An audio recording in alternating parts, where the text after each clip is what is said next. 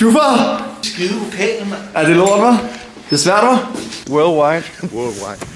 Er han kommet, Victor? Ja. Vi sad lige og snakkede, faktisk. Altså, det er jo bare vende ærlig snak, ikke? Altså, jo. Du er svær at gøre tilfreds, fordi du sådan... Men du har også sådan... Du har både sådan en... Hvordan skal man sige det? Du er hård mod dig selv. Jo. Og jeg forstår godt det der, man vil køre safe, og man vil køre... Men det er det der, når det kommer til en selv, ikke? Ja, altså, det er det. Så bliver man helt blind på det, fordi så bliver man lige pludselig skrøbelig og alle mulige ting, ikke? Du skal spille højt, det skal alt muligt. Ja. Du tænker ikke engang sådan over andres musik. Det er følelsen i musikken. Jeg glæder mig til det. For helvede. Ja. Det var ret nice. Kan vi høre det i introen? Hvor det står lidt mere alene. Jeg synes, det er bare godt, de der pads ikke er så høje. Ja.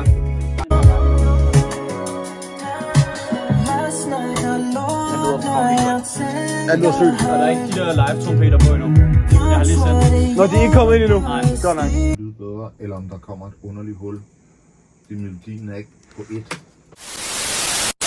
Kan vi lige få en hurtig opdatering på, hvad snakken nu går ud på? Hvad er det, vi skal lave i dag? Og hvor er vi henne? Så hvad er situationen sådan helt overordnet? Vi er fuck. Det er jo sidste sang til Antons store fede album. Det er også det, hvor vi har den her samtale. Ja. Vi har et rigtig fedt album. Jeg synes, vi har nogle sange, hvor Anton giver noget af sig selv, fortæller en historie om sig selv på nogle forskellige måder. Vi skal lidt ramme noget, som ligger sig sådan lidt ind imellem de der sådan helt overfladiske ting og de helt personlige ting. Så det vi har på pladen nu, vi har en god håndfuld parisertoast på meget hvidt brød, som er lækre for alle. Og så har vi også et par tunge rugbrødsmadder. Vi skal have en surdejs sandwich. Surdejs svampetoast med god Hjemmerørt mælkecreme. Dijonnaise. Vi skal have det bedste pålæg fra cowboy-toasten, parisertoasten. Jeg vil bare gerne lave noget, som er danskeragtigt. Det skal skrige af Danmark. Jeg synes, det er meget konceptet. Det er også, hvordan skal Anton, altså hvordan skal din sang være, ikke? Den Turell. Væk fra alt det der, hvordan gør alle de her mennesker fint? Vi tager noget med fra det hele. Hvordan skal du så gøre? Jeg tror, man har brug for at høre noget fra dig, som er ægte. Som er meget ægte. Og så er sådan noget med, at du går igennem byen og lige møder en eller anden, du kender og sådan noget. Det synes du er fedt. Måske sådan noget Bentner eller sådan noget? Jamen sådan noget, du lige siger hej til DJ Martin Jensen ude sådan en magasin eller sådan noget. Og så fedt. Gamle bekendtskaber, man møder igen. Og de har det meget sådan, kan du overhovedet huske mig? Det er jo, du har du ikke bare for store svandved og har det sådan helt sådan crazy over dit hoved. Ja, og så kommer du på en eller anden meget specifik sådan ting af, nej, jeg kan sgu da godt huske, at vi var på Amigo den sommer, eller sådan noget. Jeg kan da godt huske, du skede i bukserne Op i det i sommer. lejerummet. Jeg kan godt huske, at vi var til Sommer Summarum ude på Amager. Det var fucking fedt Sommer Summarum. Kan du godt huske, du var runner? Giver altid ekstra nummer. Hvad med sådan nogle? Hvad med dem her? Ui, der var den. Det synes jeg er fucking sjovt. Som tredje, flyt dig, jeg skal videre. Er det ikke ret det drama? Jeg synes også, det er... Flyt dig, jeg skal videre. Kys til dig, kys til mig. Lad lyset ram, lyset ram. Lad lyset ram. Ja, det var så fucking sygt. Så lad mig gøre det bedre. Jeg kan ikke gøre det om. Flyt dig, jeg skal videre. Lad lyset ram. Yes. Lad lyset ram. Så ring, hvis du kender noget, der kan gøre noget.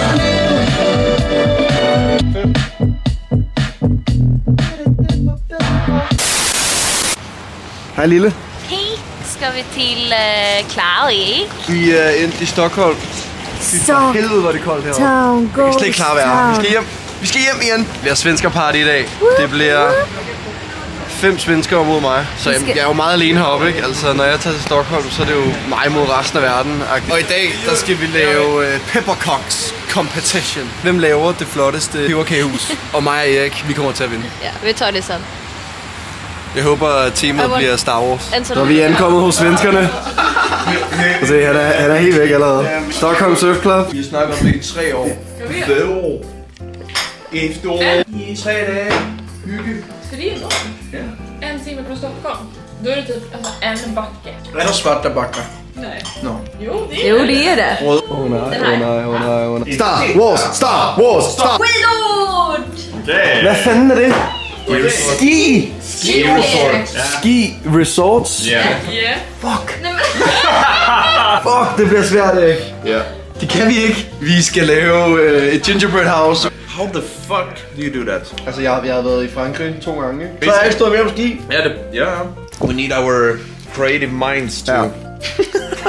Fjeldstue. Ja, en fjeldstue. Hold kæft. En kæft for helvede. I think we can actually, if we do, yeah. Jeg ved ikke, vi skal her. Hvad handler om det?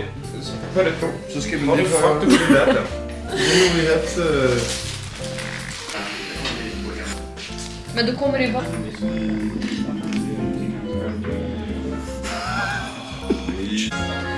Det er ved at tage form, Erik. Ja, for fanden.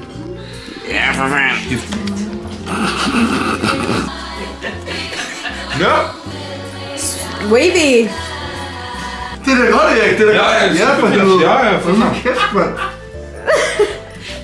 Okej, det här är som så här Paradise Hotel. Nu sitter du i green room. Ska du säga hur du känner att det går? Hur känner du att samarbetet mellan dig och Anton har varit? Vi hade en plan, tror jeg. Jeg tror mig og Erik godt kunne gå hen og vinde. Vi hade en bra plan. Vores største udfordring i dag har nok været, at vores håndarbejde ikke er særlig godt. Vi skulle vara i de schweiziska alperna. Fin, lyxigt timmerhus. Men Anton jobbar med idéer. Innovation. Jeg ved, hvor vi skal lægge pynten henne. Otroligt kreativt. Vi er gode til at kommunikere. Vi er gode til at fortælle tingene, som det er. Vad är inte vår plan? Okay, it's fucking snowing.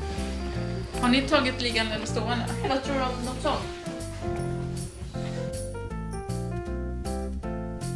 Opdateringen på, hvem der vinder. Jo, den var Så uppdaterad. hvad nummer er vi? Ni är nummer 1. Så här ser det ut Så här. det går inte så bra. 18%. Ej, hvor er det lort. Ej, nej. Vi har tabt igen i år.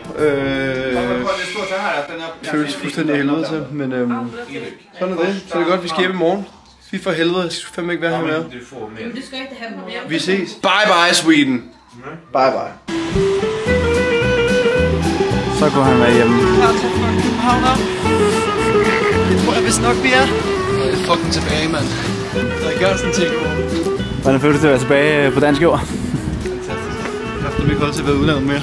Hvad, kan du ikke forklare, hvad det er, vi skal i aften? Jeg er i tvivl.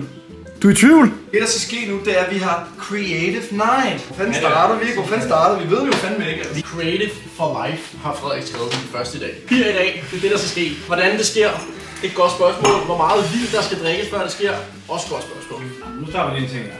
Jamen, det er det, jeg mener. Ja. Det er det, jeg prøver. SoMe og strategi. Overordnet branding. Ja, der er et eller andet med branding. Hvor vi skal have noget dato på. Sponsor. Hvor starter vi henne, Frederik? Jeg har taget det her bord med. Ja. Så har vi den første. Altså generel aktivitet. Generel aktivitet. Andet. Shake a night! Det er jeg den eneste, der har taget Antons kære for seriøst i aften. Det har faktisk været en del af hele rejsen. Jeg tror, det er meget det der sådan goal med, at alle tænker, at på den anden side af en eller anden rejse, der gemmer der sig et eller andet perfekt liv. Men det er måske også meget sjovt det der med at vide, at der sidder en, som er kendt i mange år og har oplevet hele den der succes, men der er stadig alle de der fucking hverdagsproblemer. Det der med at tage det hele lidt ned. Jamen, og jeg vil gerne lave opgøret mod, igen, sociale medier og hvordan folk ser sig selv, og de ikke skal sammenligne sig selv mod en eller anden, der ser godt ud på Instagram. Jeg synes bare, det er fucking vigtigt, og det mest inspirerende, det er, at jeg har selv lillesøster og ting, som døjer med fucking mange ting. At der er en branche, der er meget abstrakt og meget i sin egen verden, og så er der noget meget fast og stabilt og sådan firkantet, der hedder en familie. Jeg er hjemme kl. 16, fordi så kan vi handle ind, eller andet forener. De der ting. Samtidig med, at man fucking tager nogle chancer, som man kan brænde nallerne på. Paul Krebs, ærligt, han er den køligste fætter i hele gamet. Jeg snakkede med ham for et år siden, og sådan, jeg er fucking ligeglad. Du laver den her. Anton, du åbner ikke mere vin nu til ham der. Den der skal du bruge alle dine kræfter herover. Ja, det er hypen. Det er hypen. Det ender du kraftedeme med i Canada. Så er det Canada. Her ender du bare... Nu hænger vi den her op. En artist i øjenhøjde. Nu kører Creative Night. Kan du mærke det nu? Dem, som kommer til at høre det, de ved ikke, at du har brugt det hver dag i 3 år på at lave det. Det betyder meget mere for os, end det er. 9 sider op. Vi har været meget creative. Vent.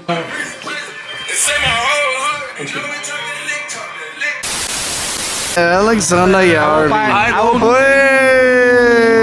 Can we get another bottle of Grey Goose? Chefen stod derinde.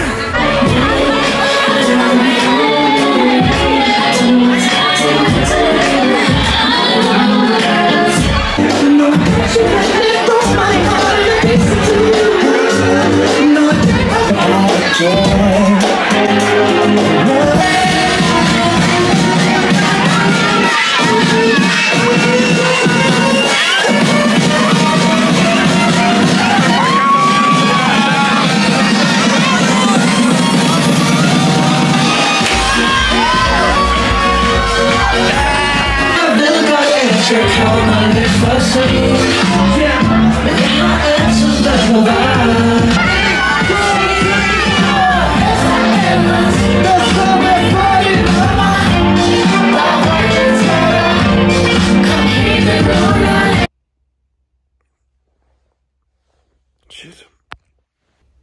Jamen, godmorgen. Nu er det altså nye tider. Det er 2025. Det er på træne. Det er ude at løbe.